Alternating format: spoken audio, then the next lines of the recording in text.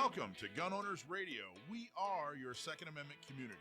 Interviews, product reviews, politics, trivia. Gun Owners Radio has it all and more. Check us out at gunownersradio.com and tune in every week to hear Dave Stahl, Michael Schwartz, and all our guests talk about everything Second Amendment. Here we go. All right, folks. Yeah, that's a pretty good intro. Yeah, you like how I talk about myself in the third person there? You do that so well. Hey, Mike Schwartz knows what he's doing. Yes, he does. I know that guy. Hey, Gun Owners Radio, FM 96.1 AM 1170. The answer. All right, attention California residents. Gun laws are changing across the country. The recent SCOTUS ruling affirms your right to carry a concealed firearm. So now, more than ever, it's critical you know your California gun law.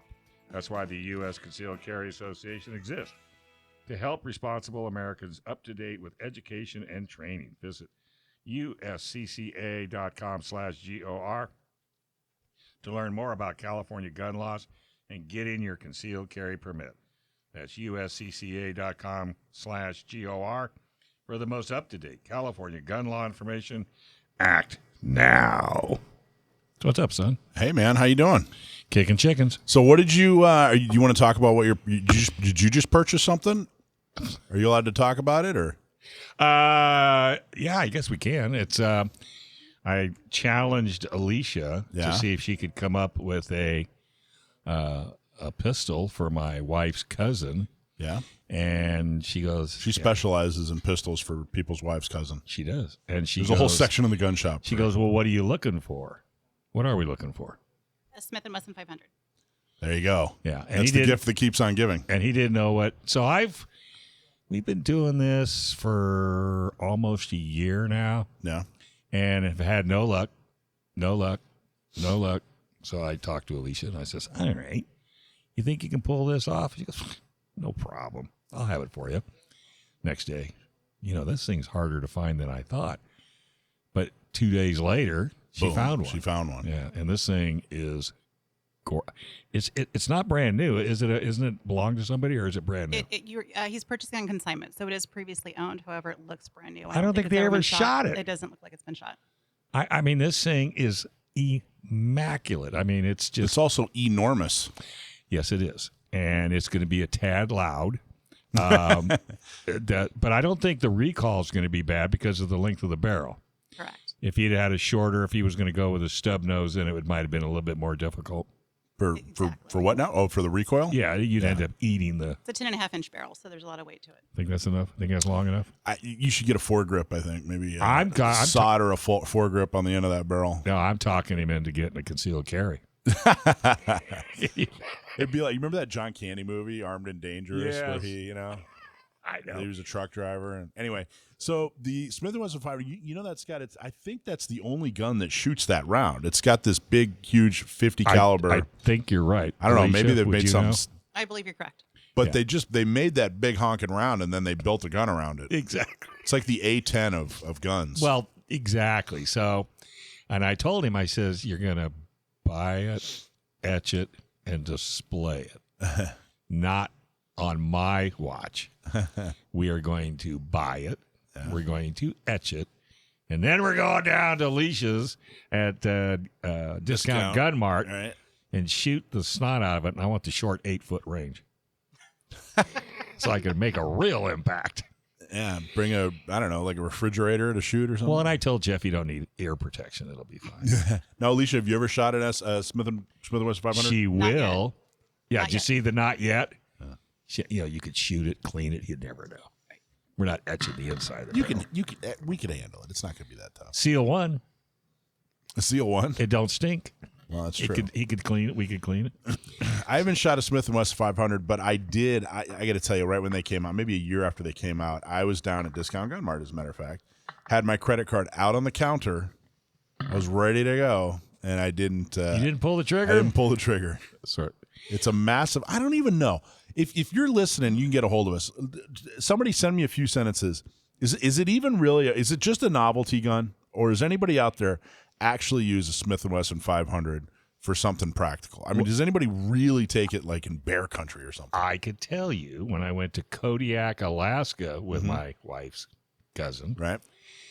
And the tour guide that we went out on had a 50 cal revolver, but I think it was a 4-inch barrel. But that was his gun of choice. It was a Smith & Wesson 500 with a 4-inch barrel? With a 4-inch barrel to take down bears. All right. Okay. Well, there you go. And he had it packed. I mean, bear save. Yeah, bear save. Well, the bear seen him coming and said, "Oh shoot, look what he's got." Yeah, that's what bears do. That's what bears do. Especially, I didn't see one bear. I seen 2 footprints, and that was it. Yeah. So speaking of concealed carry, everybody, SB 918. We talked about it last week. We've talked about it a few times. Still hasn't passed yet. It's extremely bad news. But keep in mind, there's a lot lined up. There are lawsuits coming. We're hoping to get the injunction tomorrow. If you don't know, they're actually going the folks that are doing the Miller case, which of course, if you're a San Diego County gun owners member, you are a plaintiff in the Miller case. The Miller case will get rid of the assault weapons ban. And there's actually they're going to court tomorrow. There's going to be a hearing tomorrow. Benitez said, "Hey, I want to see the state and I want to see the plaintiffs." And it's kind of vague as to what exactly they're going to be talking about. So, But it could be, I think it's probably going to be a step forward. I think it's pretty safe to say that it'll be a step forward in the assault weapons ban. Yeah. The getting rid of assault weapons. By the way, Jason at KUSI went on last Monday, I think it was, to get his concealed carry. Nice. And he went to Station 1, and they said, "All right, is this all the paperwork that you filled out, and is everything correct?" "Yes." "Okay, go to Station 2. Yeah. So he goes to Station 2, and they fingerprinted him. He says, "Okay, got to go to Station 3. Yep. And they photographed him. They said, "Okay. That's it. See you in 90 days. But the reason I bring this up is because people are telling me, "Oh, my goodness, it's going to take years and years and years." So hats off to the sheriff's department for streamlining this program, and it's not as cumbersome as you would think. Yeah, no matter how much we talk about it, it's still, I get questions all the time. All the time. People are surprised you can get it, and I talked to a guy last week who said, "Hey, I heard it takes 7 years." No, it doesn't take 7 years. Now, listen, I got to tell you, everybody out there listening, I wish it were faster. I wish it were cheaper. We're working on all that. Right. But right now, you can get it. But I want to say hats off to San Diego County gun owners, because without your push and your tenacity to get this thing straightened out, it would be 7 years and only 4 more people getting their license. Oh, that's Jason true. said that there was 9 people in line behind him. Yeah, they're pushing out. They're pushing out like 200 a month. I know. That's phenomenal. Yeah. Remember when we first started? Oh, yeah. You couldn't even get one. I don't even think we had 200. Well, yeah. Really, when you come right down to it. I think you only had like 12 or 13 people in CCWs. But don't panic over SB 918. People are falling apart at the seams. No matter how much good news we force, no matter how many victories we have, man, something comes along and people just fall apart. I really want to truly assure everybody, don't worry. Will the 918 be bad? It might be. We might. Everything's set in place to make sure that 918 doesn't get implemented the way it's written. So just stay the course. Keep getting people involved. Keep preaching the Second Amendment gospel, and rest assured that all this infrastructure that you're helping to set up, whether it's San Diego County gun owners or Orange County gun owners or Inland Empire or the state organizations or the federal organizations, they're all going to respond just as designed. Don't worry. We got to get used to winning again, not used to losing. So, exactly, and that's my. It'll take a team. That's right. It takes a village. Absolutely. That's my SB 918, gospel of the week there. So everybody, don't worry, stay the course. We're going to be fine. Making people proud to be associated with gun rights, with friendly, thoughtful, and incisive writing on guns. Kareem Shaya from Open Source Defense. Next. But first, if you have legal matters that involve firearms, then you need to call California firearms lawyer John Dillon. If you have questions about red flag laws, gun registration, gun transportation, or maybe you just need to know that your guns are California compliant, you can call our trusted firearms attorney at John Dillon. John Dillon specializes in California gun laws. Call 760-642-7150, or you can visit his website at DillonLawGP.com. All right, from Open Source Defense, our next guest we have is Kareem Shaya. Kareem, are you there? I am. Did I say your last name correctly? You nailed it. Excellent. I'm so proud of myself right now. Well, thanks for being on the show, man. So tell everybody, what's Open Source Defense? So Open Source is a gun rights group, and we don't really talk politics. We focus on culture, and we focus on building a culture that makes anyone feel like they can be proud to be associated with it and proud to be open as someone who owns guns and cares about gun rights. Wow. Now, what kind of things do you talk about in order to accomplish that?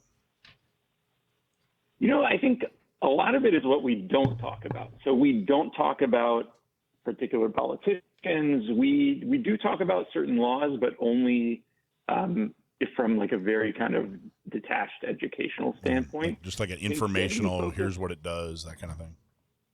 Yeah, exactly. And we focus on kind of solving the problems people tell us about. And what the biggest thing people tell us about is, hey, I'm kind of interested in guns, but I have no idea where to start. And everything I've looked at seems kind of like weird or off-putting. So give me a foothold here. And that's what we try to give to people. That's interesting. Now, what's your background? I've worked in tech for about 15 years. And I was living in New York City, downtown Manhattan for most of that time. And I was like, always liked guns, liked shooting guns. And every so often at work, someone would like come up to me at the coffee machine and kind of half whisper like, hey, I heard you like to go shooting. Like, could you take me this weekend? So that was kind of a sign for me and the people I started OSD with that maybe there are people out there who we are not reaching as a community. Now, how do people, so describe open source defense. Is it like how do people receive this information? Is it like a series of articles, or is it more like a message board, or what? Describe a little bit what it really looks like. Yeah, so 3 big things. The biggest thing is a weekly newsletter that people subscribe to over email. It's free. It's just opensourcedefense.substack.com. That's a weekly newsletter where we analyze whatever is kind of going on that week in the world of guns. Then Twitter and Instagram are our other 2 big kind of content outlets. And more recently, we started doing range days. So we did a range day in Austin, Texas last year, another one here in Austin earlier this year, and we have one coming up at the end of September in San Jose. Oh, wow. Now, when people that participate at the range day, what does that look like? It's all sorts of experience levels. And what we've been focused on is finding people who are in industries that really have nothing to do with guns, but are kind of interested in guns as a space for 2 reasons. One, to help them kind of build a community, build a little network that they feel comfortable with as they start exploring this world. And then the other thing is just from me and my co-founders being in tech and one of my co-founders, Chuck Rossi, worked at Facebook for 11 years. So obviously Facebook, if you're in the gun world, their content policy and all of that sort of stuff is hugely influential. And what he found is, I think a lot of times when you think about companies like that, we think that they're like kind of out to get us or out to suppress information. The more common answer is they're just oblivious. They just don't know about this space. And so one thing we're trying to do with the range days and with some of the education we do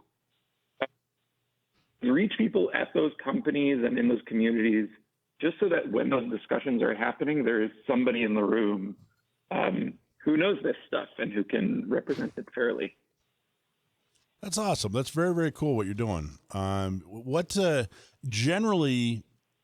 do people, I don't mean like how do the folks that follow you, how did they get there?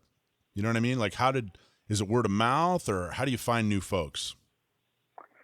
It's a lot of word of mouth and people basically sharing the newsletter with their friends.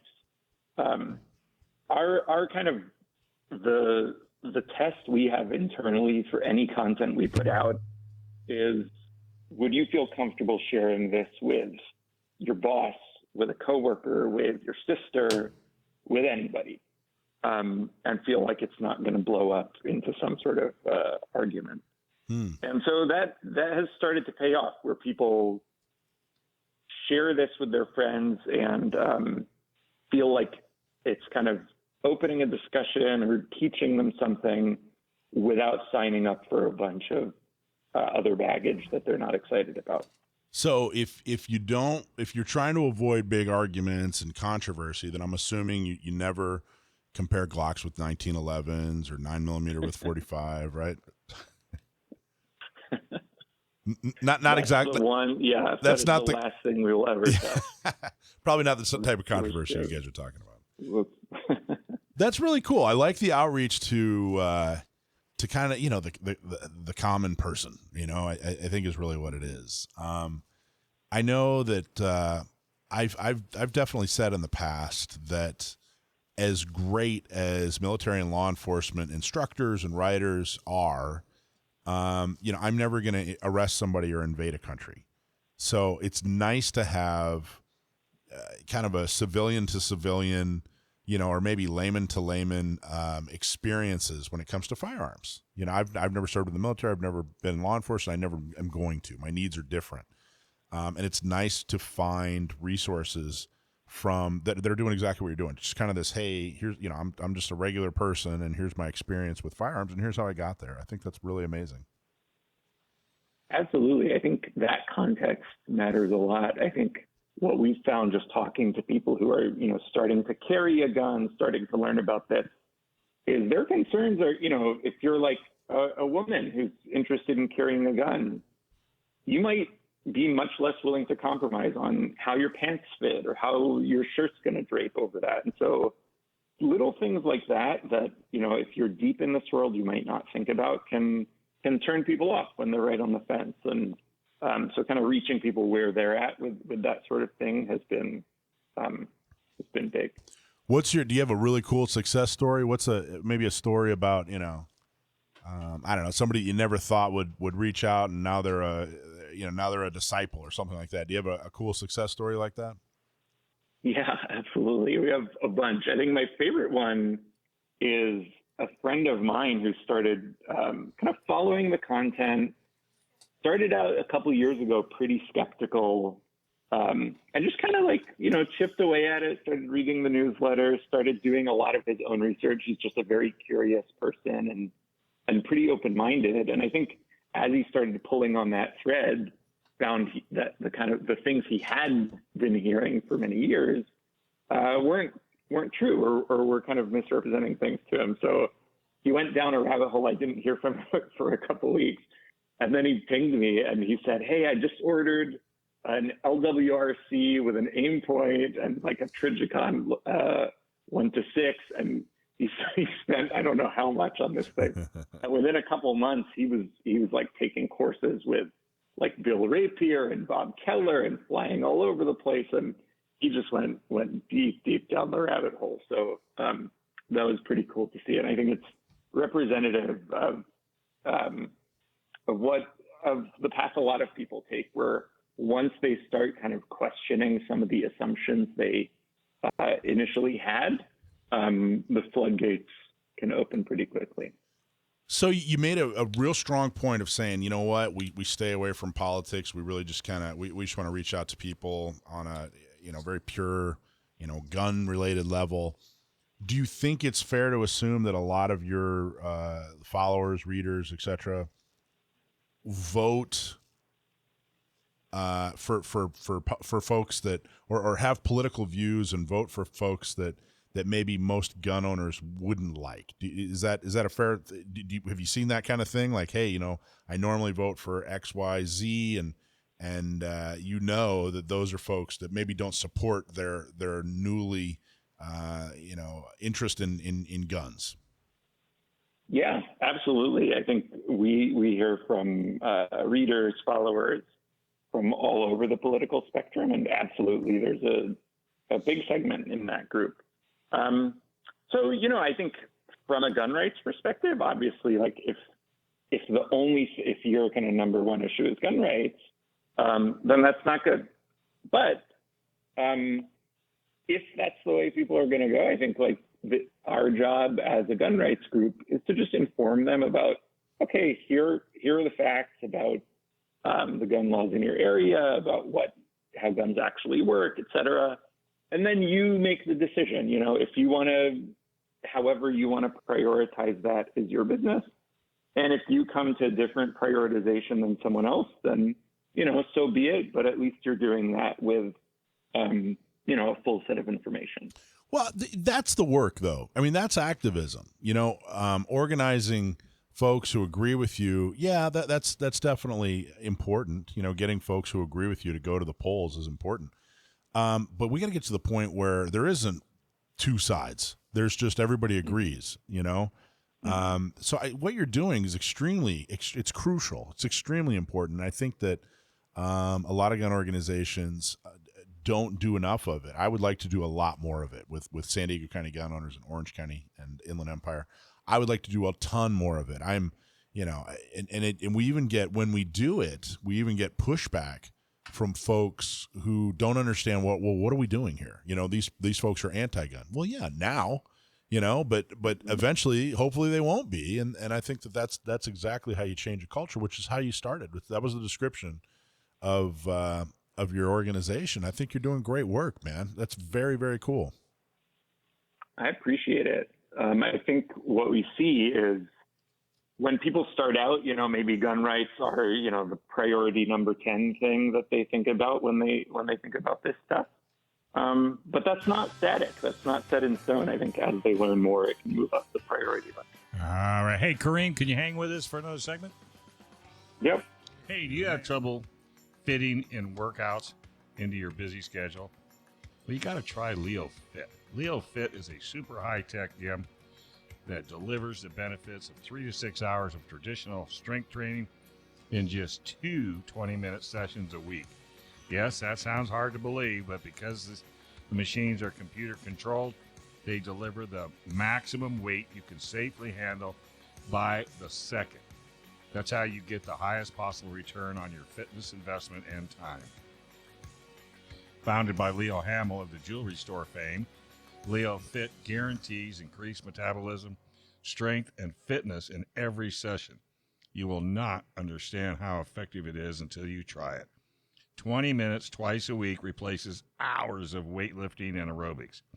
Sign up on the website at leofitlabs.com or type LeoFit in your browser for more information and sign up for a free session. All right, we're back with Kareem Shaya. He is an open source defense gentleman. We were just talking about open source defense. What a great job you guys are doing on outreach. Now, how does somebody get involved? How does somebody find you guys or follow you guys?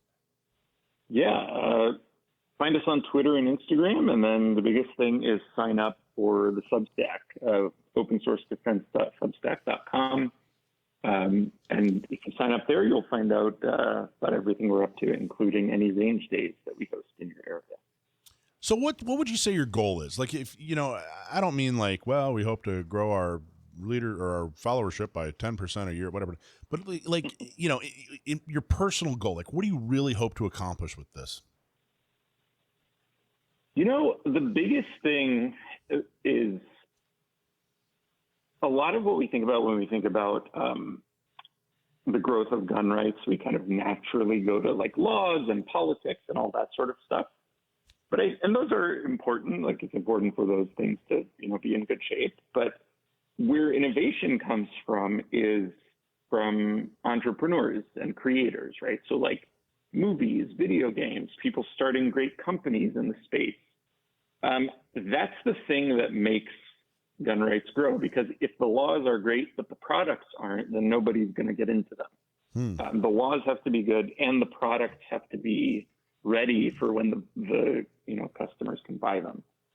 So our biggest goal is to get more companies and more creators started in this space. I think what success looks like for us is if people, graduating from college, ambitious entrepreneurs, instead of, starting a tech startup or going to work at Google or whatever, if they start a company in the gun space, I think that is success for us. Well, I think that's brilliant. That's absolutely spot on. If you look at other civil rights movements, it wasn't too long ago. I moved to Florida when I was a kid. I moved to Florida in 1981. And I remember seeing black and white pictures hanging on the walls of restaurants in 1981. Well, 81, 82, somewhere around there. I moved to this little town in North Florida, and there were black and white pictures of marches in the street. There were KKK rallies, KKK parades. And this was in 1980, whatever, 83, somewhere around there. That is, economic and social suicide to think to, pull that off in any restaurant anywhere across the United States these days. And that, in 1981, when I moved there, it was just, it was about 15 years prior that this was happening. 15 years. That's a, you blink of the eye. And, if you think about the LGBT movement, it was not too long ago that people were just, Hillary Clinton, when she was running for office, said that she didn't like same-sex marriage. Now it's political suicide. It's social suicide to say something like that. And I think gun owners have a lot of work to do to make gun bans, to be in favor of gun bans, to take away your civil right to keep and bear arms, for that to be, social and political suicide. And the way you're going about it, I think is an extremely effective way of making that very thing happen. Absolutely. And I think we often focus on the things that are not going well in the gun rights world, right? Yeah. Or in the previous segment, y'all were trying to get people's spirits back up around SB 918. I think if you zoom out, we are actually where we are today in 2022. If you look at where gun rights were 20 years ago, yeah, there was an assault weapons ban that was active. There was maybe 600,000 ARs in the country. And if you look at what's happened since then with the concealed carry revolution, half the country today is constitutional carry. Isn't that amazing? ARs are the standard rifle. If you look at polling data, support for assault weapons bans, handgun bans, magazine capacity limits, et cetera, support for those has never been lower than it is today. It's been going down for 30 years, ever since the mid-90s. So I think if we take the long view, we need to keep chipping away at it, but I think the news is a lot better than we often think. What do you attribute the CCW revolution, I think is what you called it, which is awesome, the concealed carry revolution over the last 20 years, which is an awesome, we should coin, I don't know if you just made that up, but we're going to start calling it that. What do you attribute it to? Why do you think that all happened? It's a great question. I wish I knew. I mean, I think often the answer to these sorts of things is there is not magic. It was just a ton of state-to-state work for a lot of people, and it was not work I did, so I can't take credit for any of it. But at the end of the day, it's individual conversations, convincing individual legislators state by state, and then I think there got to be a momentum to it. Where I know I was in Texas, where constitutional carry passed last year, and it was by that point it was the sort of thing where for a state to kind of purport to be pro-gun rights and to not pass constitutional carry was starting to be embarrassing. That's a good way of putting it. And so there were, once you pass an inflection point, it kind of gets a momentum of its own. So we have a co-host here, Action Jackson, at the ripe old age of 9 years old. He is a competitive shooter. He shoots his 9mm Glock regularly, and he has a question for you. Yeah. What's your favorite gun? Good question. Oh my gosh. That's what everybody says. Hardest question in the world. That's how we know. That's how we weed out the legit gun people, the not so legit gun. Yes. If someone can name it right off the bat, they're not. Then they're not a gun. Yeah, Probably if the someone, only one they own. that's right. Yeah, exactly. Someone that's legit. This is a struggle. Yeah, they all go, jeez. It's like, which one of my favorite kids?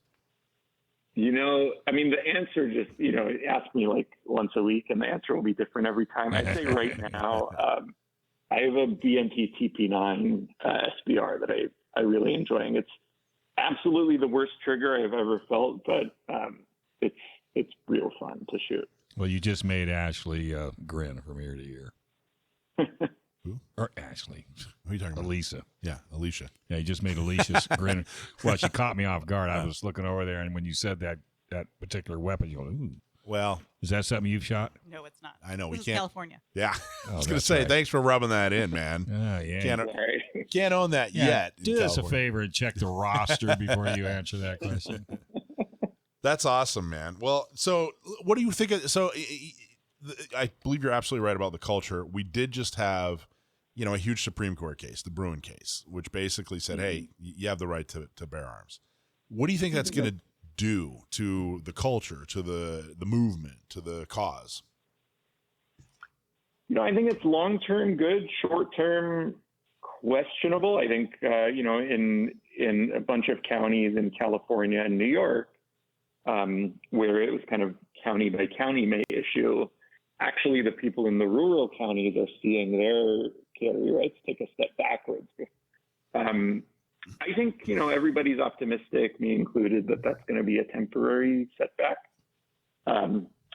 And long term, I think it kind of takes that question off the table, and brings a lot more people into the community, and that's going to help us build even more momentum. And you're in a fairly gun-friendly state. I be honest with you, Texas isn't as. I don't think Texas is quite as gun-friendly as people say it is. I think there's a lot of work that Texas has left to do. I think they're but whatever. That's a whole different segment. But what is Bruin going to do something in a state like Texas where things are generally really good? Do you think Bruin's going to do anything directly? Are people going to notice a difference at all, or is this just a long-term tool? It's not going to do anything for carry, certainly in any state where you have constitutional carry. Mm-hmm. But, I think kind of enshrining the text history and tradition test as like the yardstick that we measure gun laws by, that applies to any gun law, not just carry laws. And so, in a state like Texas where we have a relatively restrictive list of sensitive places, where you've got the carry ban in Texas on people under age 21 was just struck down by a federal court last week. Saw that. Amazing. And I think, federally, I think it's not out of the question that parts of the NFA, could be in the crosshairs in a few years. That's awesome. So we have Gun Owners Radio. I don't know how familiar with Gun Owners Radio you are. Also, I run San Diego County Gun Owners. We're a political organization. I'm a grassroots political organization here in San Diego, and we also have Orange County Gun Owners, Inland Empire Gun Owners.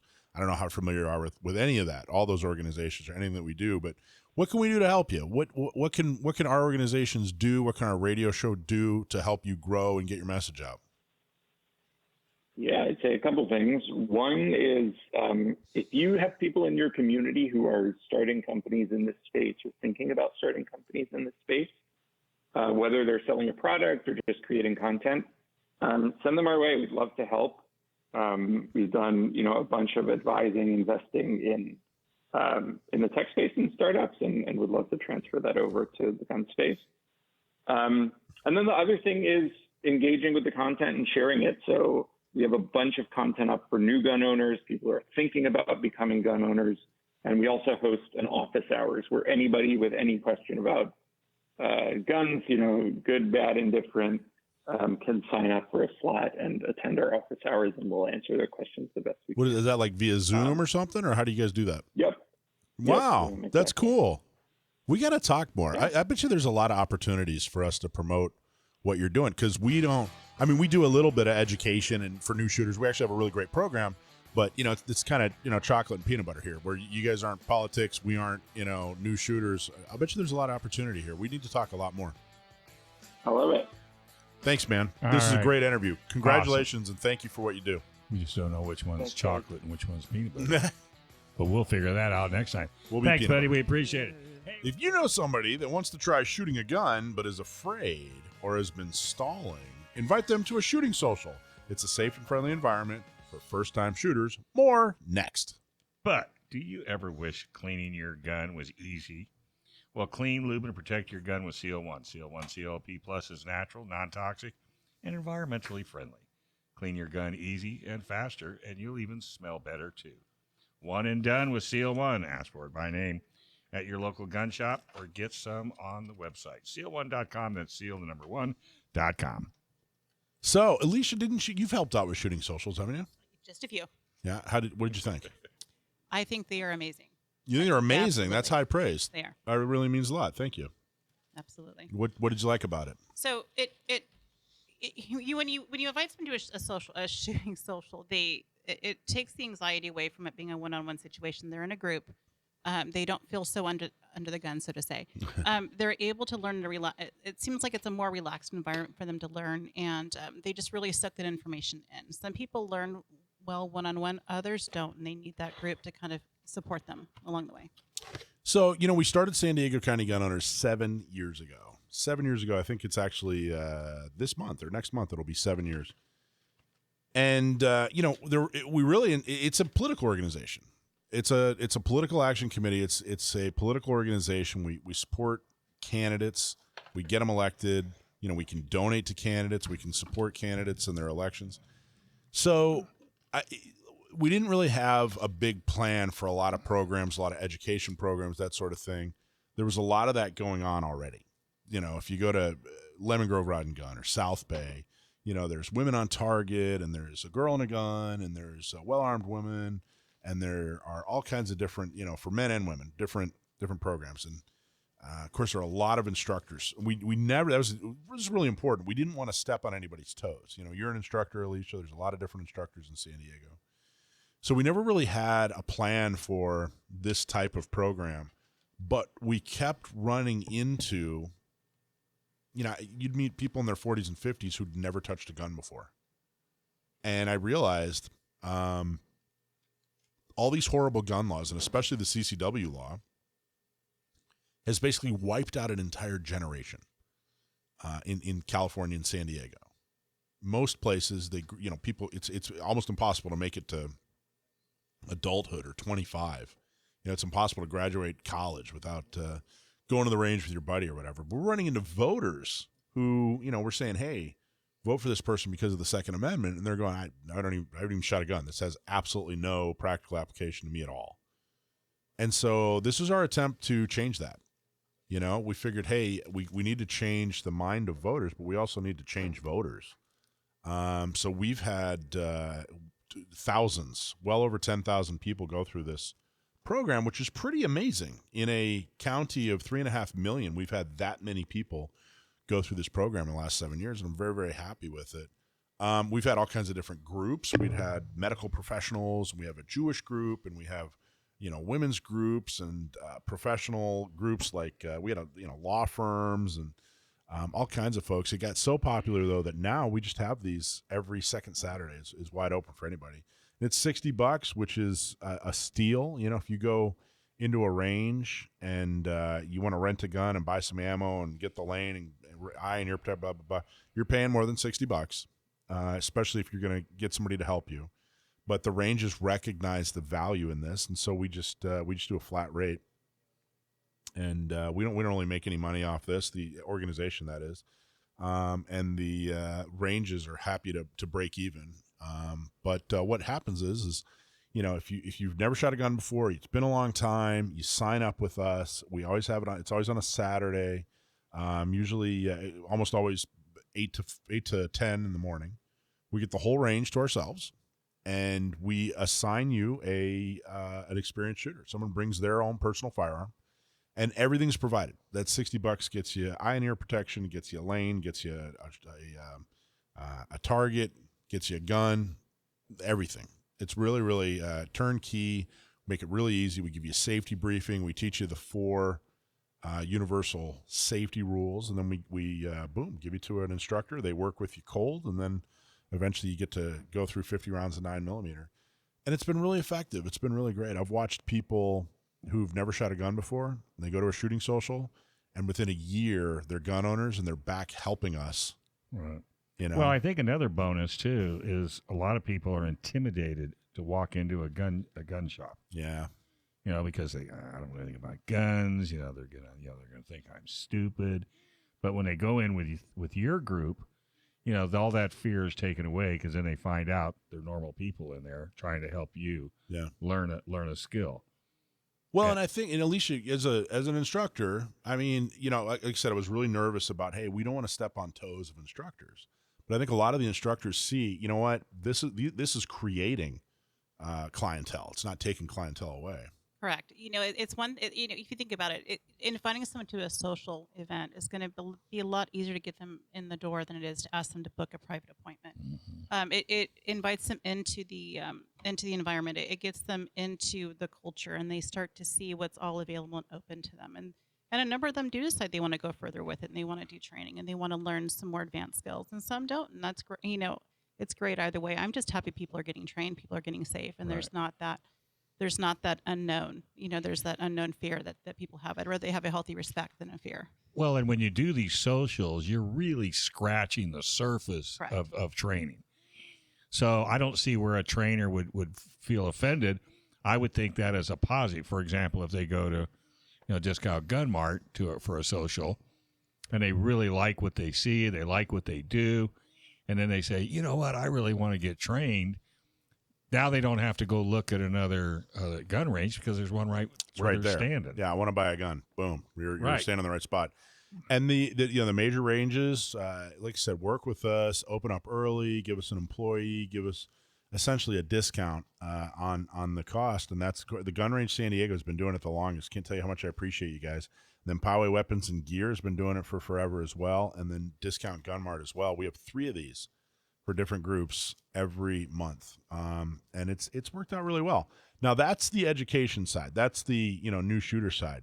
Mentors, the people that help the new shooters. Why do you want to get involved? Activism comes. It's a lot of different forms, and going down and meeting a politician and pressuring them into doing some kind of regulation. Who's got the time for that? Who's got the time for that? Who's got the skill set?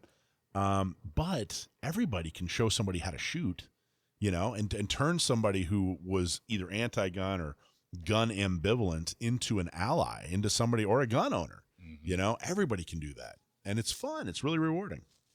Yeah, without a shadow of a doubt. And the fact that it's before it opens, the store is open, it gives you an opportunity to, really absorb what's going on. Yeah, and you get a free T-shirt if you mentor. You get any donuts? Sometimes we bring donuts, but I'll be there. Yeah, I will too. Maybe that's what's been missing. Me 3. Oh, really? You'd have a donut? You'd be a good mentor, my man. Yeah, just got to get you. You ever taught somebody how to shoot? Not yet, but eventually. Eventually? Good, because you're really good at it. You're especially good at the safety stuff. Thank you. Yeah, you're welcome. Yeah. So if you're sitting at home right now listening and you want to get involved and you aren't sure how, or this sounds fun in any way, we'll teach you how. We're coming out with a video. We'll have you come down and observe before you work with a student, if that's what you'd like to do. But we'll make sure that you're comfortable before you work with somebody. And again, it's not, I tell people, this isn't a 101 class. It's an intro too. So your big job as a mentor is to, connect with the person and just keep them safe. You only have about an hour and a half to work with them. So teach them the safety stuff, show them how to use your firearm, make sure they have fun, but keep them safe the whole time. That's really what we're doing. We encourage people to get professional instruction, whether it's a, one-day class or a multi-day class, but this is just a nice intro too, and it's extremely effective. So if you're interested in doing this, if you've thought, yeah, all right, I can teach some people how to shoot, and I got to tell you, teaching people to shoot has made me a better shooter. I'm a more competent, more accurate, better shooter because I've taught people. But go to our website. There's a whole volunteer section, and all you got to do is find an event that's on your that fits with your calendar, and sign up and come on down. Let us know, like, hey, this is my first time. I need a little extra help, or say, hey, I'm experienced. I'm good to go. Whatever, and we'll work with you. And we do all the hard stuff. You just do the fun stuff. So, and I think it's a well-oiled machine. Was it well-oiled? It absolutely smooth. Okay, good. So no matter what, whether you're a student or whether you're a learner or you're a teacher, we make it easy. We make it easy for you, and we make it fun, and it's always safe. So anyway, we wanted to talk about that. It's effective activism. It gets people involved. If you don't know what to do to be an activist, it helps you. We want to make activism easy. So the steps to sign up, if you want to go to a Shooting Social and learn, is to go to the website and just click on the Shooting Social section, and you can pay, and they'll show you the schedule, and they'll send you an email telling you exactly what to do and where to go. If you want to be a mentor and you want to teach somebody, go to the website, and then you go to our volunteer section. Pick an event that fits with your calendar, sign up, and boom, we'll send you instructions. Our website is sdcgo.org, sdcgo.org. That's Sierra Delta Charlie Golf October.org. And again, just check out the Shooting Social section or sign up to be a mentor. We definitely need a lot more people involved. I got to tell you, we could have 2 or 3 of these every weekend of the year if we just had enough people spreading the word. And imagine, we've had over 10,000 so far. Imagine if we could do 10,000 in every year, how different San Diego County would look. It's like putting together a rector set, huh? Yeah. All right, Smiley. So after the California Department of Justice doxed all the CCW holders in the state, San Diego County gun owners filed a Public Records Act request for the communications around the data breach. Stick around. Mike has the update. I didn't see that anywhere written here. What are you talking about? What she just said. Oh, I got 5. you got the wrong version. Well, who gave me this one? I don't know. It says August 28th. Remember, Rich sent a new one. So. I don't know. Let's roll forward. We'll figure this out. Oh, nice. Well, a lot of companies are frustrated because my director sent me the wrong paperwork. And their websites look terrible. Old, out of date, smelly. So get your customers on track by calling Sage Street. They've been doing this since 2005. Sage Street has been helping companies with websites that look great, work great, and get leads. Stop being frustrated by your website and get the one that'll be proud to share. Contact Sage Tree today to get you a website that makes the phone ring. Getting started is easy. Call 866-728-9100, 866-728-9100, and they'll fix your website today. So you guys are all going to get the inside track here. This week we're going to have an op-ed on what happened with the doxing incident, which we all remember. If you had a CCW between 2000 and I think it was 2011 and now, the Attorney General, California Attorney General, put all your personal information out on the internet for everybody to enjoy. Now, one thing is really important. This wasn't a breach, so don't refer to this as a breach. This was a leak. It was done intentionally. Well, but more importantly, it was done from the inside out. So a breach would indicate that somebody on the outside broke in, but that's not what happened. That's not what happened. This was a leak, which indicates that it was, the information was let out. It wasn't, somebody didn't break in and pick the lock and, work their way in and get this information. It wasn't somebody, nefarious. It was our own Attorney General who's supposed to be on our side. They leaked all this information. So when you talk about this thing, don't call it a breach, call it a leak, and by all means, refer to it as being doxed. Being doxed, of course, is, a term for when somebody basically tries to cause harm to you by putting all your personal information, where you work, or they disagree with you politically, and so they put where you work or where you live out online. So kind of an implied hope that something bad happens to you. Is that accurate? Is that how you describe doxing? Absolutely. Yeah. So they did all this, and the reality is, so everybody said, "Hey, let's sue." The problem is, it's not that easy to just sue. What are we suing for? Who's been damaged and for how much? So there are law firms that are definitely looking for folks that have clear-cut, damages that they can recover, but that's not going to help the rest of us. So we wanted to know, hey, you know what? How did this happen? Who made this decision? Why did this happen? Who's in charge? Was it on purpose? Is there a smoking gun? So we put out what's called it's a California Public Request Act, CPRA, which is kind of like the Freedom of Information Act. Freedom of Information is federal. The California Public Records Act is, of course, California. So we put in a Public Records Act request, basically saying, hey, we want to see everything. We want to see who made this decision, what was the discussion, why was this decision made. We want transparency. We want that what they claim they give us as the government of California. We want transparency. We want to know, how did this, the decision that was made, how did you come to this decision? What are the emails? What were the discussions? What were the memos? We want to see, what happened here, because not much else is going on. No one's attacking this thing. The Republicans aren't. The Democrats aren't. Everyone's just kind of leaving this thing alone. I think it was a massive, it's not even a Second Amendment issue at this point. I think it was a massive mistake by government.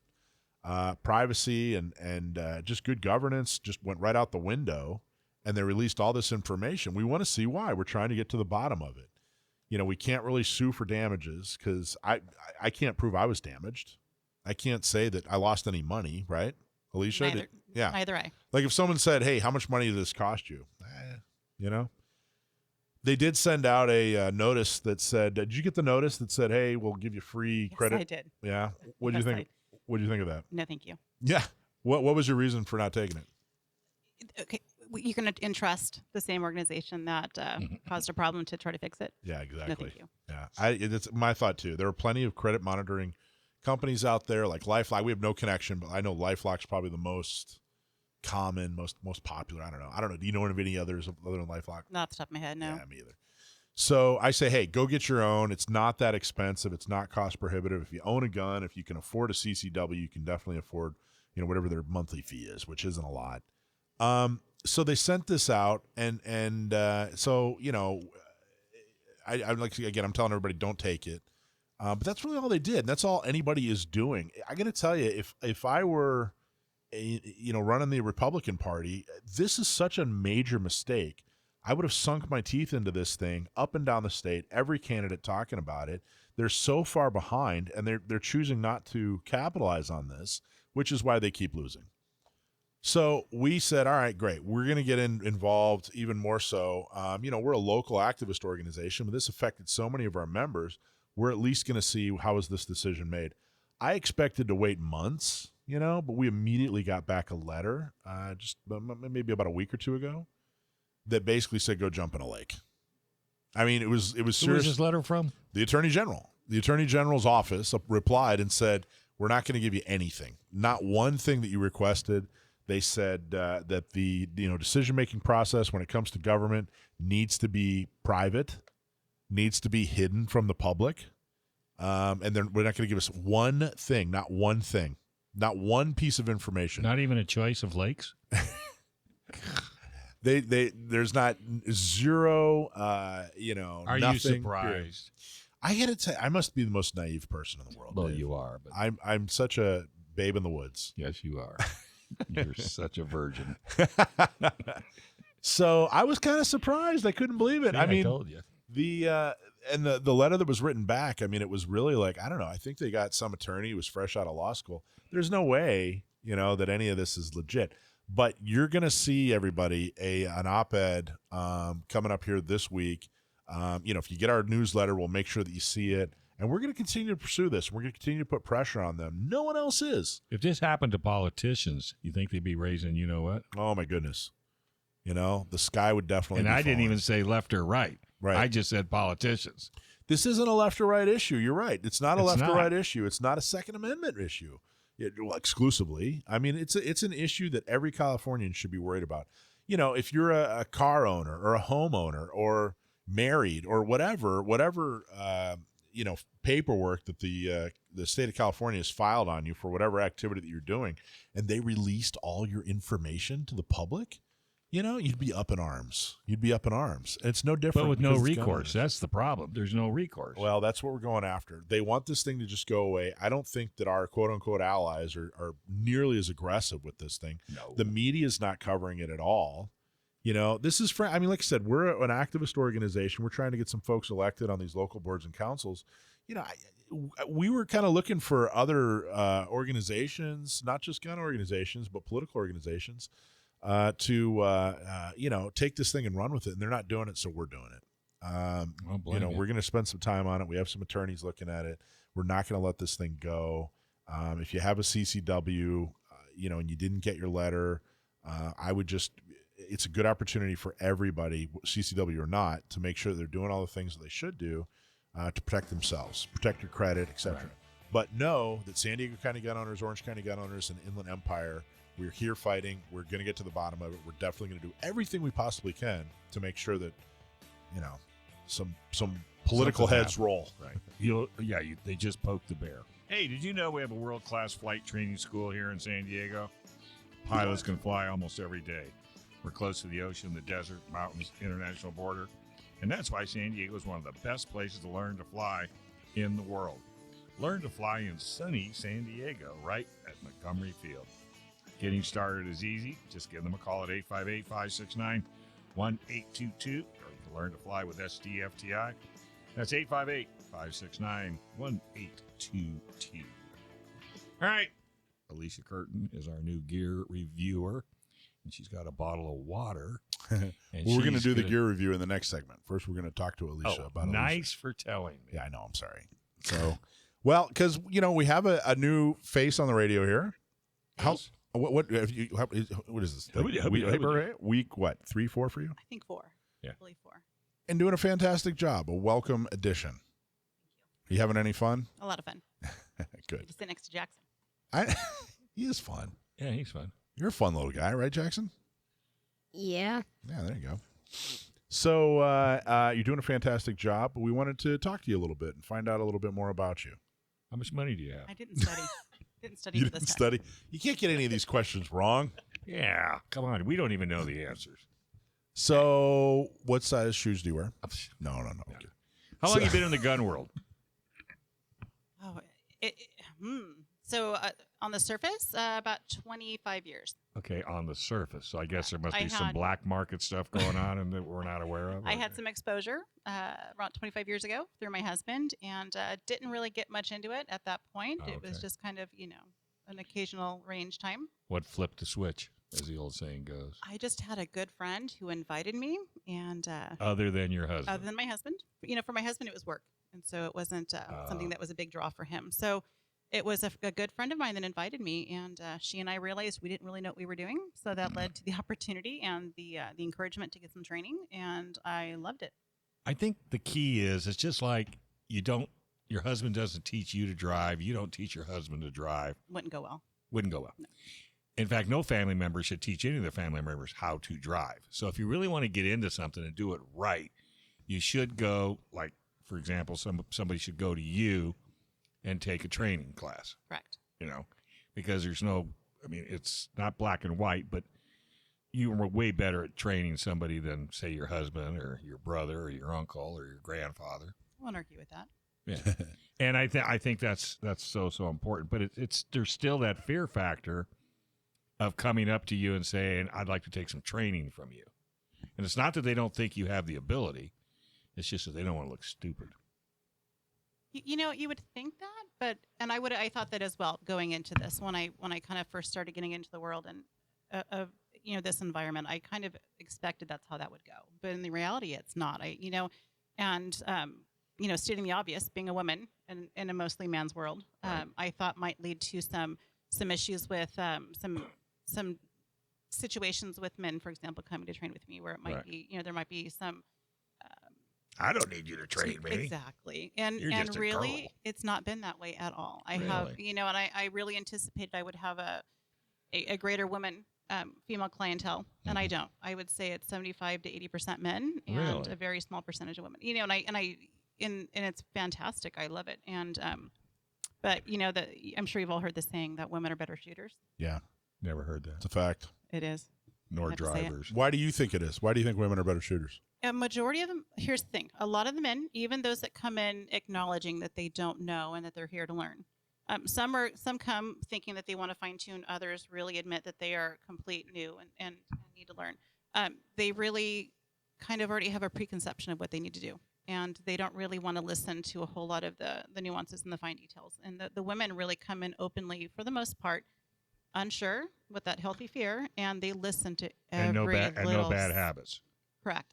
That's a big part of it too. Right. They don't have those bad habits. Right. And so they just are really receptive. They are a little bit uncomfortable sometimes. They're a little bit fearful. And out of that, they really listen because they don't want to get it wrong. Now, And what, so what was the timeline between you buying your first gun and you becoming a professional instructor? Or the one you wanted to buy. the one I wanted to buy, the one I wanted. Well, it's actually one and the same. Okay. Let's see. So I believe I bought my first gun. I would say I call it my big girl gun. I went and did it all by myself. 2012, and then I began unofficially training. Just people through word of mouth, people sending people to me about 4 years ago. Were you working at a gun store? I was not. No, I've been RSOing. I was volunteering at a range, and people would come to me. As far as officially certifiable, I'm now currently both at the NRA and the USCCA. It's been going on 2 years. All right. So one of the other things we're going to have her do, which I've been wanting somebody to do for 6 years, 7 years, how long we've been doing this, Something like that. is to test firearms. Yep. And I'm going to give you your first gun that I want you to review, and you know what it is. Well, what is it? I want her to fire 500? and test that Smith & Wesson 500. Because one thing we didn't tell you about Jeff is that he's going to buy it, and then he's going to take it to the range with anybody and everybody that comes to see him so they can have an opportunity to shoot it. I like it. So you have an opportunity to go back next week, run some ammo through it, and then come back and tell us what you think of it. And then I guess the guys in the video room are going to do a separate video of you at Discount Gun Mart in the range, because we can't do it live on TV or on video. So, and I think that would be a perfect gun to start with, even though it's out of most people's ranges. But I think a lot of people are intimidated by that gun, and it may look intimidating. It probably sounds intimidating, but you're going to come back with a perspective as to, is it as scary as it looks and sounds? Looking forward to it. I figured you would. That'll be awesome. So there's your first assignment. All right. But she's also going to do other gear as well. She's going to do, pretty much anything and everything that's in Discount Gun Mart, really, when it comes right down to it, because it's all right there. So, Or her closet. Or her closet. And then that way, when people see you do it, either on video or here in the studio, now they got a place to go. Because one of the problems that we have when we do equipment, you've either got to order it or you got to go online. But if they could physically put it in their hands, I think that would be a win-win all the way around. So you trying to discourage the drawer full of The, dead things that just No. failed? But the holster, the drawer full of holsters. I have a drawer. A huge drawer. What's your worst? What's the worst holster? You oh, allowed- wait a minute. They might be an advertiser someday. What's the one holster where you're like, oh my God, this thing was a disaster? Well, but here's the kicker. They're all in a drawer. No. She didn't throw them away. So This it's is not true. as bad as you think. You really want me to say? Yeah. Sure. Oh gosh. Go I for feel it. So bad. Lay it I out never there. heard of feel an oh bad. gosh. Oh. That's all right. All right. So, but okay. It's all personal preference. Well, how long ago was it? How knowledgeable were you when you bought it? And did that have anything to do with purchasing the wrong product? Okay, so it was one of the first conceal inside the waistband holsters that Okay. I bought when I was able to get my permit, and I bought it because I liked the name of the company, Oh, and I liked. That's I a liked- girl for you. All right, I liked. I liked what they seemed to stand for, and I got it in, and I was not impressed. So let's just not mention the name. I just Okay. think we'd Why not? What do I want to hear? be nice. All right. All I'll right. tell you outside. Now I want to know.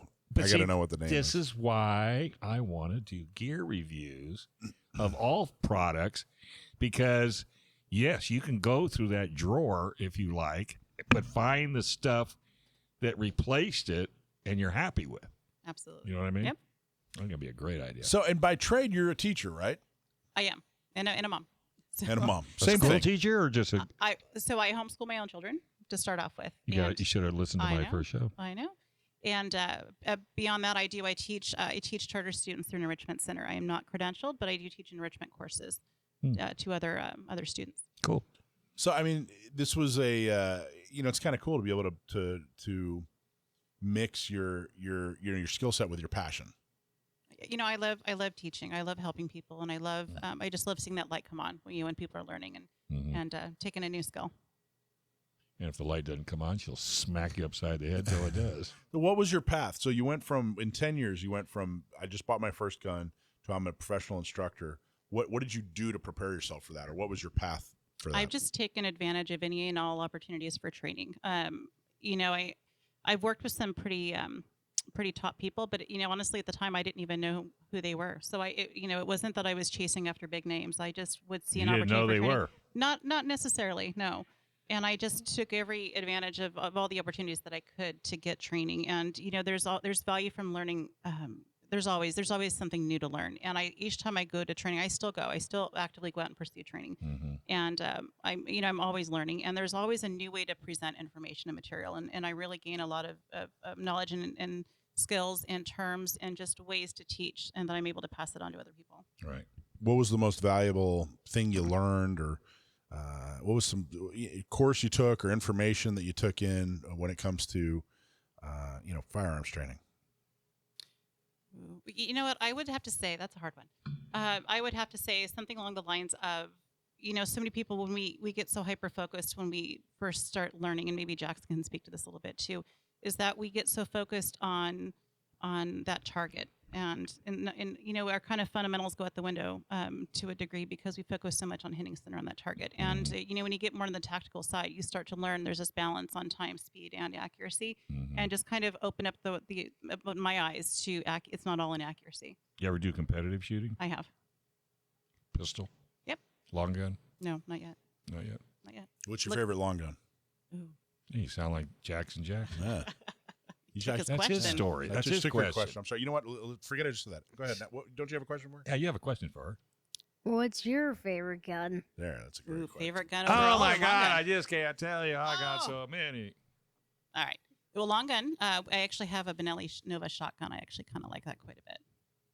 What about a little short one? Little short one. Pistol. It's not going to be a popular one, but my favorite is actually my MP40. So much positive feedback on that thing. Mm-hmm. I know people that have the same thing in 9mm, Mm-hmm. but so much positive feedback. The ergonomics, it's such a high quality gun. Is that your conceal? I don't. It's right up there with that 500. No, Yeah, it's pretty. no, it's a full size. It's a large heavy firearm.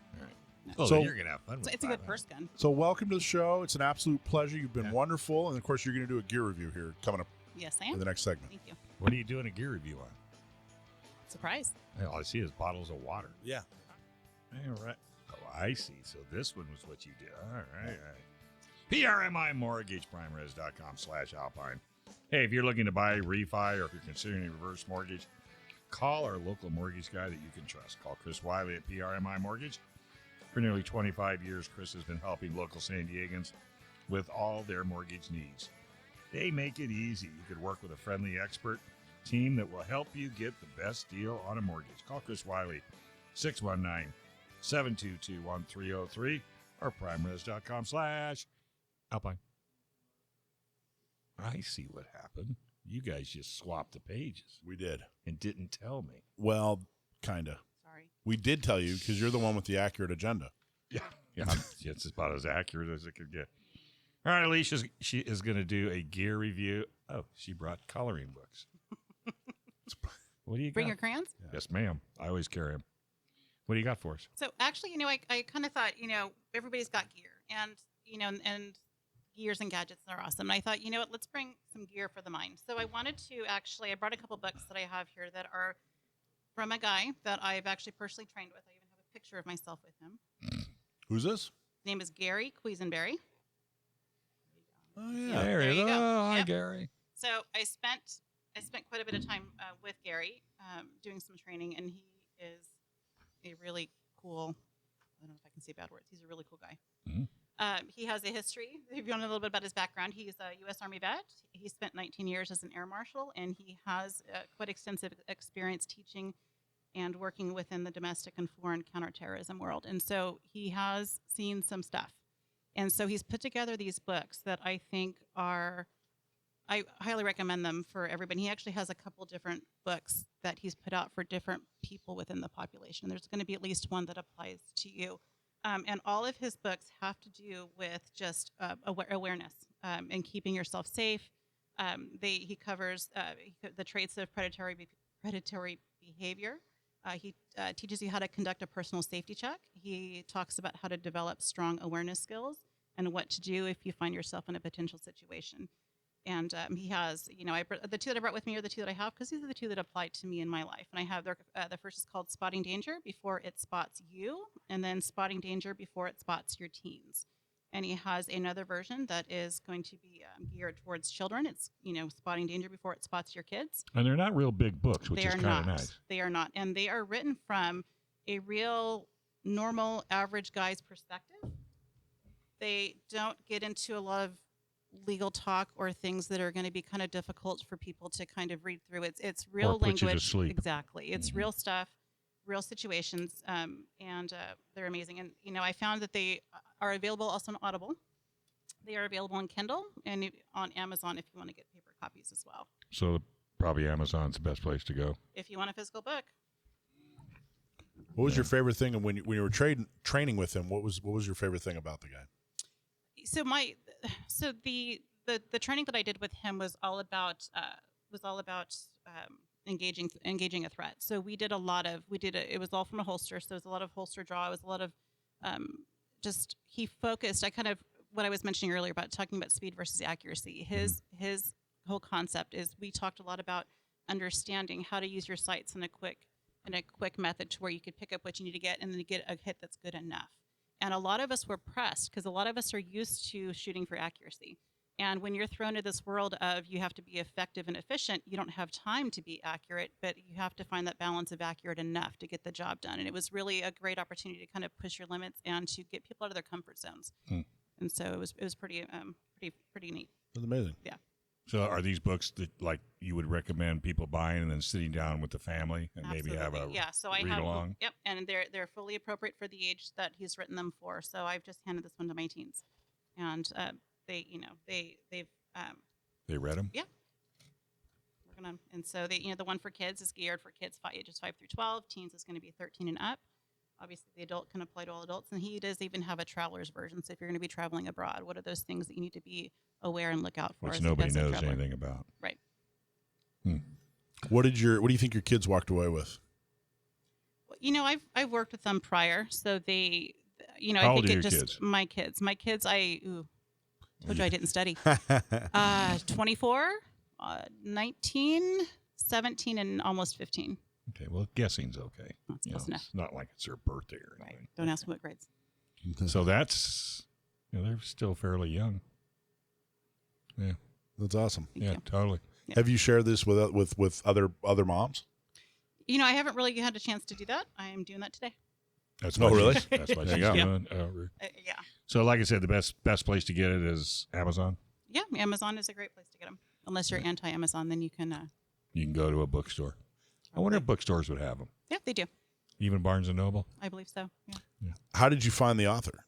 So I found him through an opportunity that I had to train. I went to a conference, and he was one of the trainers that was there. And I just, and he had the books there. And through meeting him, and when you're going to be training with somebody, sometimes you take some time and get to know them, or you research them ahead of time. And so I did that, and then I realized how pretty. This is a guy. Badass. I didn't know if I was allowed to say that. I think you're allowed to say badass. Are we allowed to I say don't badass? know, hold on a second. Can she say that? Hey, Brendan. yeah, Brendan. Hello. Yeah, we're good to go. You can say it. Can Go for you it. say? go ahead. What's up? Can you say bad ass on air? Depends on. I don't know. What do you mean you don't know? You're the man with the button. I was always taught that we're not allowed to say the 7 words of George Carlin. Well, and, we didn't say. I know that. those. I know that. But I'm gonna say badass is fine because Well, we you had said Badass it. Brewery that All one right. time, and So it you was totally said fine. it. So Yeah, if he said anybody's in it. trouble, it's you. Yeah, exactly. Yeah. Jackson, you're not allowed to say that though. He's not allowed. You're a to say gentleman. that. You can say Waffle House whenever you want to say that other word. So this guy's a real Waffle House. That's what you tell him from That's now awesome. on. None of this. Yeah. So that's it. All right. So when you were training with this Waffle House, have you trained with him more than just the one time? Just the one time. That's awesome. But you got 2 books. I did. Does How he- often does he write them? I mean, what's his these- library? The You gotta- 2 that I have came out 2 years apart. I don't recall the publishing date of the others. or how many he's got in his library? There's a total of 4. Oh, that there I, are that I know of. Okay. Yep, And does he travel and train? he does, and that's his main business now. Is he has I actually wrote it down here because I knew I'd forget. So he's the CEO of Quisenberry Personal Defense Training, and if you've ever watched anything on the History Channel, you might recognize him in his name because he was on the History Channel's hit television series Top Shot. He was in season 3 as well as the Top Shot All Stars. I think I've seen that. Maybe. And the only reason you have 2 is because your birthday's coming up. Is that what you're trying to tell us? That you like the other 2? My birthday's in June. You aren't getting nothing. Just missed it. Hey, you got a squeegee. Or whatever you call that thing. Hey, you Well, that's got a cool, nose man. hair Jackson, shaver. you should. Yeah, I did. Jackson, you should read that book, man. Learn about guns. Yeah. All right. I don't You're in know. that age. I don't know, age man. bracket. Print's too small. You got to be a bigger print like what I Is like. it too basic for him? I mean, he's he goes. She's been Could he shooting for read a it? couple of years. Is it too The basic kids, for him? no, the kids version is written to kids. Okay. Yep. So he probably writes the way he talks, like as he's directing it to a child Pretty versus much, an yeah. adult. But is the content too basic, or do you think No. he'd get something from it? No, I think you definitely get something. And definitely the kids version would be wonderful. And then also in the teens, there's actually a checklist in here. So there's a hot topic that kind of comes and goes. It's going to be security and safety in schools. And there's actually a whole checklist in here. I'll see if I can find it. That kind of gets teens thinking about what do you have in your schools, and he kind of even gives tips on actions that can be taken and ways that you can make a difference and kind of make your school safer. Have you ever you thought about what if you present this to a school board and see if they'd adopt it? Yeah, that's your next that's it. that's your next assignment. Wonder if we should try that. You should go down. We should do that. Alicia, you up for that? Maybe we should go down there and just. All right. Yeah. Let's go. Yeah, what do you got to lose? They're only going to yell at you, arrest you, and No, come on. one Of our board members is on a school board out in Cajon Valley. Well, maybe go talk to him first. That's That's where my I'd go district. first. That's my district. See if he'll even let you in. Well, that's yeah, because I'll have to say that's the first time we've ever done a book review. No. Joe used to bring in book reviews. Who? Joe Jamisi. Joe? He did a couple book reviews. Oh, that's right, he did. I'll Yeah, take but that. those back. authors weren't nearly the Waffle House this guy is. That's right. So And to be a Waffle House takes a lot of work, especially for A you. lot of waffles. A lot of waffles, Awesome. a lot of syrup. what are you looking to? You've been on the show. You enjoy it. We love having you. You're a big part of what we're doing now. And what are you looking forward to? I'm looking forward to just learning, listening and seeing how you guys operate. It's actually pretty a neat dynamic. But just the things that you bring forward, I'm excited to be part of it and to hear it, and to it really gets my butt in gear and wanting to learn more as well. Right. Well, the topics are what's really interesting because Rich does such a great job, pulling people in across the world. I mean, and they've all got a story to tell.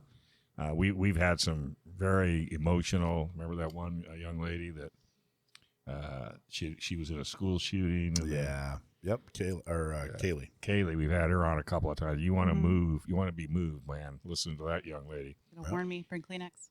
Yeah, we will. And but that's what we try to, if you'll notice, we try to stay as non-political as possible. I mean, Mike has to kick me under the table periodically, but Michael's very good at it. But you got to bring back the mic drop. Mic drops. Yeah. I know it takes forever to write, but man, Yeah. All right. his mic drops. Whoever he's talking about, they're bleeding when he's done. That's how good they are. I will. I'll get a good one. Come I on, promise. you're living in a resort now. You got Resort. right on the beach. I mean, come I'll on. find a good mic drop. Yeah, because I think they're awesome. But Rich is really the guy that's doing great things on this show. Yeah, absolutely. And then the videos that we're going to start doing with Alisha, as far as different gear reviews, where people can actually, you can talk about the product, and then actually, like physically, if it's a firearm, you can actually have somebody film you while you shoot it and Sure. show them all the different things. Yeah, that'd be cool. I think it'd be fun to get Jackson there too. Jackson, You want to tag team with me? you want a tag team? Sure. Think All you right. could fire a 50 cal? Why do I not see you screaming across the room and smacking up against the wall once you pull the trigger on that tank? I've shot a handgun and 10 mil, so Oh, He's ready.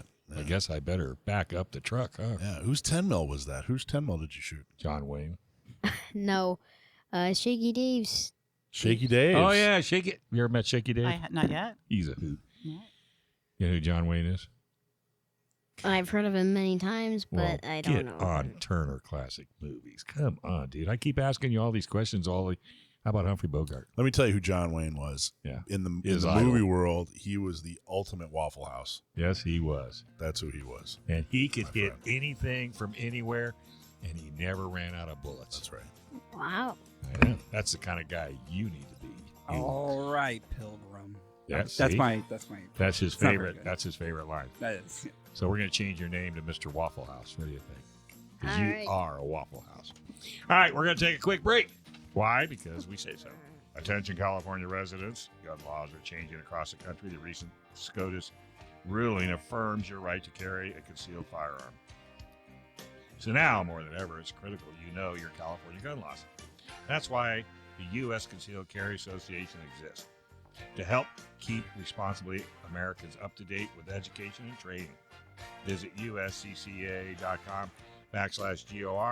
to learn more about California gun laws and getting your concealed carry permit. That's uscca.com/GOR for the most up-to-date California gun law information. Act now. So one of the things we are thinking of doing is so that we can do gun reviews, because the reason we can't do gun reviews, and we've had to like use a banana and all that other ridiculousness, is because we're on YouTube Live. YouTube Live won't allow us to do that. If we just put the recording of the show on later so that it wasn't live, we'd actually be able to do that. So we're very much thinking about, rather than Gun Owners Radio going on at 4:00 live on Sundays, it will be a pre-recorded at 6:30. So it'll be 2.5 hours later. So if you're listening, especially if you're listening on YouTube, let us know what you think. Would you still watch and listen if it were at 6:30 rather than at 4? Because that way Alisha could bust out her guns and there you go. Bust out her guns and do reviews. It's something we're thinking about. So give us some feedback. Let us know. Well, but as long as they're listening, I mean, yeah. Well, honestly, I think there are more people that would listen at 6:30 than at 4. you think? I don't know. We'll see. Okay. I think we'll see. Give us some Are feedback. you going to monitor that? Jackson We'll said he was monitor going to it? monitor it. Okay. So he's officially our hall monitor. So I right. figure it's a good job for him. All right. All right, everybody's favorite segment, Stump My Nephew. We found out a few years ago that my nephew is extremely good at gun trivia. So if you have a really cool gun trivia question, you send it in and we use it on the air. We'll give you a hat or a shirt, whichever you prefer. And if you stump my nephew, we will give you something special. We'll do a really nice, cool special prize for you. So without further ado, how you doing, Sam? I'm all right. How are you guys? Good, man. I think we got a good question for you. Are you ready? I hope so. Oh, and by the way, before you start, Yeah. for the record, I would not listen to the show if it went up at 6:30, because that's half an hour before it starts. It would be traveling back in time. Wait, what now? Well, he's because he's on the East Coast. All Time right. Everybody's a comedian. Everybody's a comedian. Hey, but Still, it's it'd be kind of cool if you could travel back in time. Yeah, All right. I would be able to hear the question. You'd always get it right. All right, my friend. Here's what we're gonna do. Alicia is going to ask you our new co-host here. She's going to ask you the question. So, without further ado, Hey, Sam. Hi, nice to meet you. You too. Thank you. All right. So your question this time comes from Norma from Dallas. You ready? Yeah, let's have it. All right. So what is the oldest gun manufacturing company in the United States? Norma from Dallas. Thanks for writing in. The United States was, before we were the United States, when we were still the colonies under British rule, the British government tried to make it more difficult for the colonies to manufacture firearms because they were afraid we would use those against them, which of course ended up happening. Now, the oldest still operational firearms manufacturer in the United States, if I'm not mistaken, is Remington, but they have gone in and out of bankruptcy and changed hands a few times. So this, I got to tell you, I think that this might be splitting hairs. Norma from Dallas. Let me ask before you reveal the answer. Yeah. Is the question what's the oldest one, or what's the oldest one that still exists? What's the oldest gun manufacturing company in the United States? So I think the key is the United States. I would say it would have to be the Springfield Armory, but that doesn't exist anymore in its original form. So that's where I was going. So the answer, remember we talked about this. And you were going to do your homework, but you didn't. Springfield, no, I did. Springfield Armory, they say, is the oldest gun manufacturing company in the United States. The first large-scale gun manufacturer started in roughly 1776, 1777, when the Continental Army's general in charge of ordnance organized a musket-making operation at what became later known as Springfield Armory. There is still a Springfield Armory, but it is only Springfield Armory in name only, right? Yeah, so that's why I asked for clarification before you revealed the answer, so that I would not be answering the wrong question. But I did look it up, Sam. You were correct earlier, too, about the other answer. That is still, yeah. Uh-huh. Okay, so you asked one question, and I got it right twice. But, yeah, twice, yeah. So you get a special one. So let's hear two, whatever you do over there. Well, because the oldest if they said the oldest manufacturer and it doesn't have to exist anymore, that it would be Springfield, right? Right. Well, yeah, it depends on whether you mean manufacturer or manufacturing company. Because if, like, you could say some guy in his cottage who built a gun in the 1600s or whatever, built a musket, he would be the first. But first sort of established industrial firearms production facility is what would become Springfield Armory. So as you said, the company called Springfield Armory, the only thing they have in common is literally just the name and the logo. The guys who started the company bought the rights to that name and logo back in the 70s. So back in the 70s, so Springfield Armory didn't exist for decades, and then a couple of folks said, "Hey, we're gonna have a gun company." Back in the 70s, they bought the logo and the name, and they started a gun company. Springfield Armory isn't actually Springfield Armory, Right. The Springfield Armory, the Springfield Armory, is still there in the form of a museum in Springfield, Massachusetts. Which is the same sort of area as a lot of the older gun manufacturers are from. The company Springfield Armory is headquartered in Geneseo, Illinois, and all their handguns are made by HS Product in Croatia. Did you know that, Dave? Absolutely. Alicia, did you know that? You and I were talking about that, and I couldn't quite remember where they were manufactured, right? We were trying to figure it out, and neither of us did. Yeah, but it's Croatia. Yeah, apparently. Yeah. So Croatia makes a lot of cool stuff. I think so. I think so. So they make the XDs. They also make their 1911s and everything. They're like the TRPs, Croatian. They don't make the 1911s. Here we go. No, they make the polymer framed handguns. So all the XD series, the Hellcat series, they make those in Croatia and just import them and rebag them Springfield. The 1911s. I believe some of their frames come from abroad because I know my father has a Springfield 1911, which was made at least in part I want to say it was made by Imbel in Brazil. But a lot of their 1911 production, Springfield's 1911 production, is, as far as I'm aware, mostly in the United States. Which I don't think we should hold it against them if a woman made it, just because it comes from abroad. Hey. That doesn't really. Right. Yeah, so.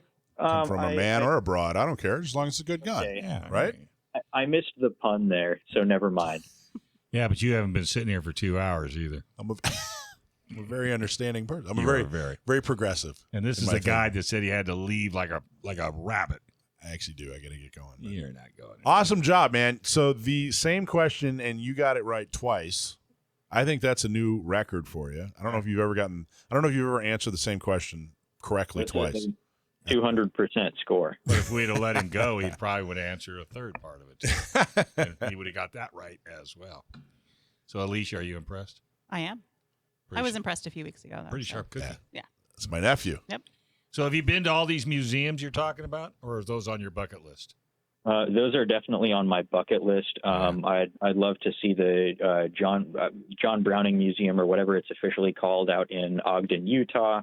The Buffalo Bill Center of the West in Wyoming, of course, Springfield Armory and some of the other former U.S. military ones on the East Coast. So I tell you what, Sam, we're going to make you a deal. We're going to make you some business cards, and we'll title you as a co-host or a gun expert. Then that way you can call up these museums and tell them you're with Gun Owners Radio and you would like to come and tour the place. And then that way they'll take you on a 10-cent tour and it won't cost you anything. Well, I could already tell them I'm a freelance magazine writer focusing on military history. But get your business He's cards. media. No, they'll do it. I mean, everywhere I go to see a museum, I tell them, what I do. And, man, you get really good tours when you do that. I should just get a business card that says at the top, Sam, and then in smaller letters, the gunman, and then my contact information. There you go. See? We got it. To ask, you're not important enough. That's Thank right. You very much. You got to. You should put together a list and see if your uncle will take you on a road trip because that sounds fun. Isn't that like have gun will travel? There you go. I always love that. That'd be a great business card. Have gun will travel. All right, buddy. Thanks a lot. You did a phenomenal job as usual. Well, as always, thanks very much for having me on. Guys, keep the questions coming. Everyone listening, thanks for tuning in. You got it, buddy. Hey, folks, you need to subscribe to our show and give us a 5-star review. You can find us on Apple Podcasts, Google Podcasts, YouTube, Spotify. And please support all our great sponsors. San Diego County Gun Owners, Orange County Gun Owners, Inland Empire Gun Owners, the Dillon Law Group, PRMI Mortgage, Sage Tree Digital Marketing, Seal One, Leo Hamill Fine Jewelry, San Diego Flight Training International, and our newest partner, U.S. Concealed Carry Association. A big thanks to Michael Schwartz, Sam the Gunman, Action Jackson, Brendan Thomas, and our new co-host, Alisha Curtin. Thanks for hanging in there, kid. Look forward to listening next week all about the Smith & Wesson 50 cal BB gun. Can't wait. All right. Don't go anywhere. Bob Siegel is in the wings, and has he got a show for you right here on Gun Owners Radio, FM 96.1 AM 1170. The answer.